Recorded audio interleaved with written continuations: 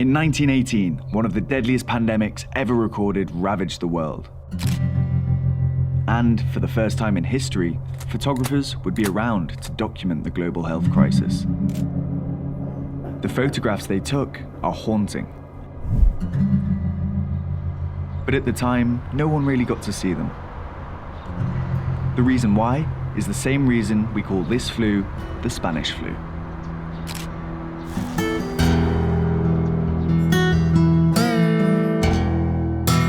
In just 18 months, the Spanish flu infected up to 40% of the global population. It's estimated that somewhere between 20 and 50 million of those people died. That's more lives lost to influenza than the 17 million people who were killed in World War I itself. And if that wasn't terrifying enough, this strain of flu proved way more deadly to those with healthy bodies and immune systems. The hardest hit demographic was people between 15 and 35 years old. That's why all these patients are so young.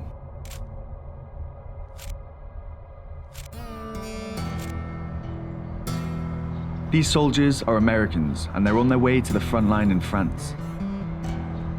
But the masks they wear show there's more than bullets for them to be afraid of. Because of their age, they are among the most at risk of the virus.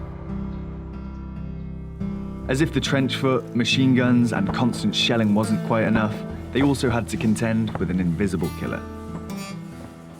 The French trenches, from which thousands of soldiers were still fighting a violent war, became a breeding ground for the deadly virus. The cramped conditions proved so devastating that the US Army lost more men to influenza during World War I than they did to enemy fire.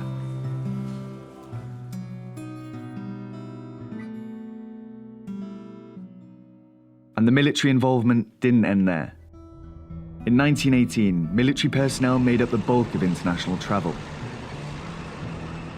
And as the war came to an end and soldiers began to return home, they took the virus with them, spreading it from country to country at an unprecedented rate. Many army field hospitals were overrun with the disease. But all that still doesn't explain why we call it the Spanish flu. Well, it's actually a cruel twist of fate for the Spanish. During World War I, Spain had remained neutral to both the Allied and the Central Powers. As a result, the country maintained a much freer press, while highly involved countries such as Germany, the USA, and the UK did not. Britain, for example, had rushed the Defence of the Realm Act through Parliament on the 18th of August 1914. That's just 4 days after entering the First World War. No person shall by word of mouth or in writing spread reports likely to cause disaffection or alarm among any of His Majesty's forces or among the civilian population. When the 1918 flu pandemic hit, these measures were still in place.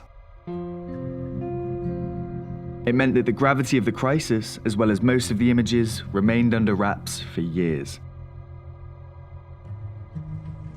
Except, of course, when it came to Spain.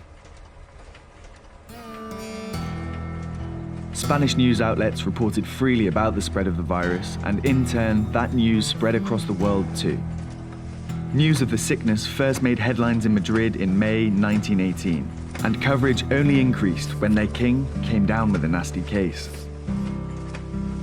It became an international news story, and before long, the country became synonymous with the virus, and people began to assume that Spain was ground zero.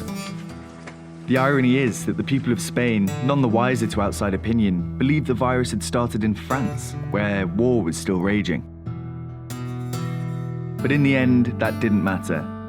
By remaining neutral to a war and maintaining a freedom of the press, the Spanish had a pandemic named after them. And although some of the photographs from the US and UK wouldn't have been released at the time, they're now an important part of history.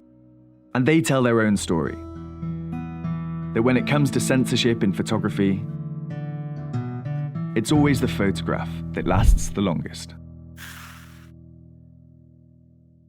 Thanks for watching, guys. This is our brand new series called Negatives, all about iconic military photos and the interesting backstories behind them. If you've enjoyed it, don't forget to get subscribed and tap that bell. We've got plenty more to come.